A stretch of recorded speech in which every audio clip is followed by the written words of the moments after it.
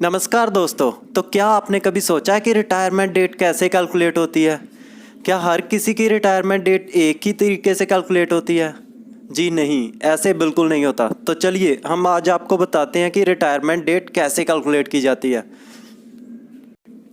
तो सबसे पहले जिस व्यक्ति की आपने रिटायरमेंट डेट कैलकुलेट करनी है उसका ग्रुप ऑफ सर्विस जान लीजिए और उसकी कैटेगरी ऑफ सर्विस जान लीजिए।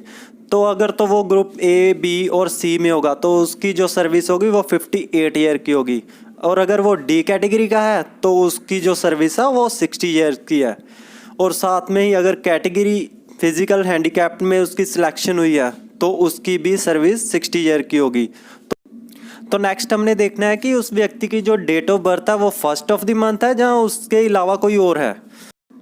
तो अगर तो उस व्यक्ति की डेट ऑफ बर्थ जो है फर्स्ट ऑफ द मंथ नहीं है तो उसके सिंपली बर्थ ईयर में हम जितनी भी उसकी सर्विस है 58 ईयर्स या 60 ईयर उसको प्लस करेंगे और जो भी साल आएगा वो उसका रिटायरमेंट साल होगा। और मंथ कैसे कैलकुलेट करेंगे? मंथ कैलकुलेट करने के लिए हमें जो देखना है कि उसका बर्थ मंथ क्या है तो वही उसका रिटायरमेंट मंथ होगा। तो डेट ऑफ रिटायरमेंट कैसे कैलकुलेट करेंगे? डेट ऑफ रिटायरमेंट निकालने के लिए हमें देखना है कि उसका बर्थ मंथ कौन सा है और बर्थ मंथ की जो लास्ट डेट होती है वही उसकी रिटायरमेंट डेट होगी। तो नेक्स्ट देखते हैं, अगर किसी व्यक्ति की डेट ऑफ बर्थ जो है फर्स्ट ऑफ द मंथ है तो उसकी डेट ऑफ रिटायरमेंट कैसे निकालेंगे? तो जो साल है साल तो पिछले वाले व्यक्ति की तरह ही निकालेंगे जिसकी date of birth first of the month नहीं थी। तो अब रिटायरमेंट मंथ कैसे निकलेगा? वो रिटायरमेंट मंथ जो है इसका पिछले व्यक्ति की तरह नहीं निकलेगा। इसका जो रिटायरमेंट मंथ होगा उसकी जो बर्थ मंथ है उससे पिछले वाला मंथ उसका रिटायरमेंट मंथ होगा। और डेट ऑफ रिटायरमेंट कौन सी होगी? जो पिछले वाला मंथ हमने कैलकुलेट किया है उसकी जो लास्ट डेट होगी वही उसकी रिटायरमेंट डेट होगी। तो चलिए एक एग्जांपल देखते हैं। मान लीजिए किसी व्यक्ति की जो डेट ऑफ बर्थ है वो 5 अक्टूबर 1982 है। तो हम मान लेते हैं कि उसकी जो सर्विस है वो 58 ईयर है। तो 58 ईयर में उसको प्लस करेंगे 1982 में तो 2040 आ गया।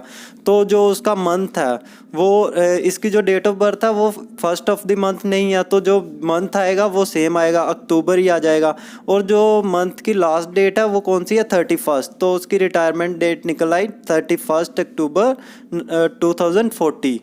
तो नेक्स्ट हम देखते हैं कि अगर इसकी जो डेट ऑफ बर्थ है वो फर्स्ट ऑफ द मंथ होती, मान लीजिए कि 1 अक्टूबर 1982 होती तो उसको 58 प्लस करते तो 2040 आता। पर जो अक्टूबर मंथ है वो हम कैलकुलेट नहीं करते, इसकी अक्टूबर की जगह हम सितंबर लिखते और जो लास्ट डेट होती वो हमारी 30th आ जाती, जो लास्ट डेट होती है सितंबर मंथ की। तो 30th सितंबर 2040 उसकी रिटायरमेंट डेट होती।